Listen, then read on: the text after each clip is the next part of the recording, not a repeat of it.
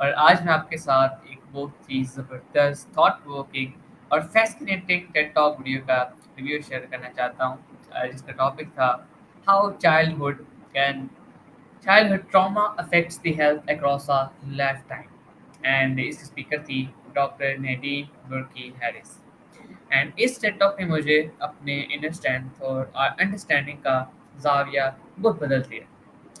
اور اس set of video کی شروعات میں سب سے پہلے تو ڈاکٹر ہیرس نے بتایا کہ بچپن میں ہونے والا شدید یا مستقل ذہنی ظلم جیسے بدسلوکی، غفلت یا ماں باپ کی ذہنی یا مادہ پرستی صرف ایک واقعہ نہیں رہتا، بلکہ وہ ایک جسمانی اور دماغی صحت پر پوری زندگی کا اثر ڈالتا ہے. اس کی پوری زندگی اس چیز پر جو ہے قائل ہو جاتی ہے، کیونکہ آپ کو پتہ ہے کہ لیکن میں آپ کو ایگزامپل دے رہا ہوں کہ جب ہم ایک بلڈنگ بناتے ہیں، مین رول ادا کر دیتے ہیں اس کے پلرز ہوتے ہیں، اس کی بیس ہوتی ہے، جو نیچے اس کی بیس بنی ہوئی ہوتی ہے اس پہ جس پہ کھڑا ہوتا ہے.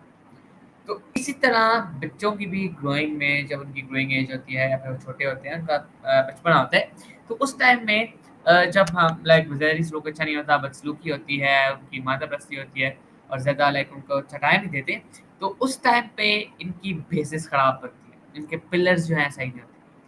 اور جب یہ بڑے ہوتے ہیں آہستہ آہستہ اپنی ینگ ایج میں جاتے ہیں، تو ان کو وہ پلرز خراب ہونے لگتے ہیں، ان کی بیس خراب ہونے لگتی ہے، جس کی وجہ سے یہ آگے کنٹینیو کر پاتے ہیں. آئی ہوپ آپ کو یہ ایگزامپل اچھی لگی ہوگی اور سمجھنے میں آسانی لگی ہوگی.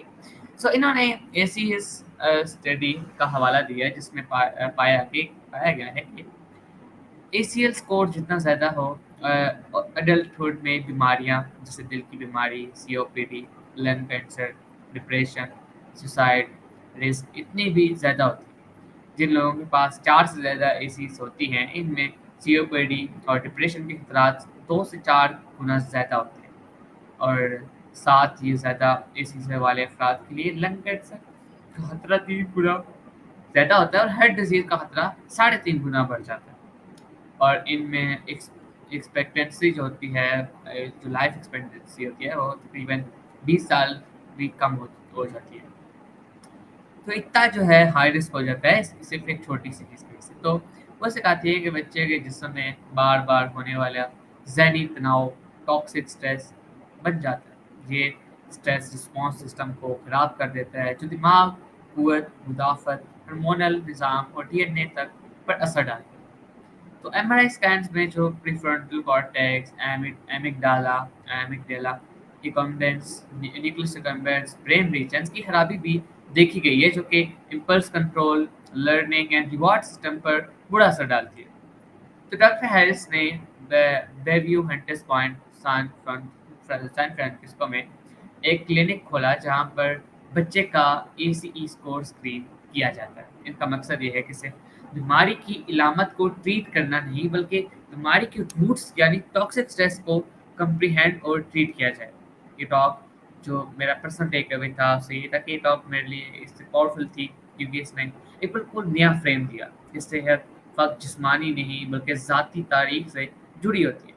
اب میں نے یہ سیکھا ہے کہ ہیلنگ کے لیے ہمیں ٹراما کو پہلے تسلیم کرنا ہوگا، صرف اس وقت ہم صحیح معنوں میں علاج کر سکتے ہیں. تو نیڈینی میر کی ہیرس کی جو شارٹ میں جو ایک میں شارٹ میں بتاؤں تو یہ بچپن کا صدمہ صرف ایک یاد نہیں، یہ ایک بیولوجیکل ریئلٹی ہے جو ہماری صحت کو مستقل متاثر کرتی ہے. اور اس حقیقت کے سامنے آ کر ہی ہم اپنی ہیلنگ کی راہ پر قدم رکھ سکتے ہیں. تو میرا ریویو یہی کہہ رہا ہے کہ ہمیں ماضی کی جو چیزیں ہم کو نظر انداز نہیں کرنا چاہیے، بلکہ اس سے سیکھنا چاہیے تاکہ مستقبل صحت مند ہو اور ہم اپنے مستقبل کو بہتر بنا سکیں.